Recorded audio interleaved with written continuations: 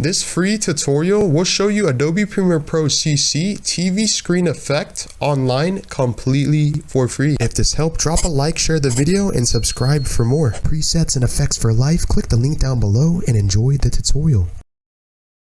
Alright, ladies and gentlemen, boys and girls, circles and squares, the first step in getting a TV screen effect in Adobe Premiere Pro CC, go on your website search engine and type in this, pexels.com, which is basically a free royalty-free stock and image video website.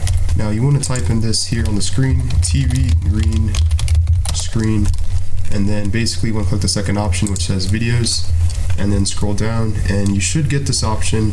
At least I have it here for me.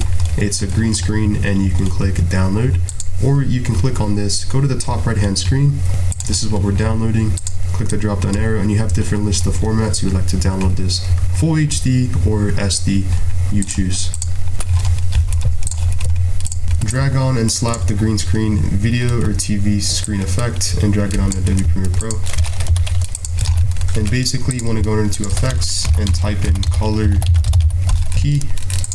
Click the drop down arrow under key and click and hold to drag color key on your video clip.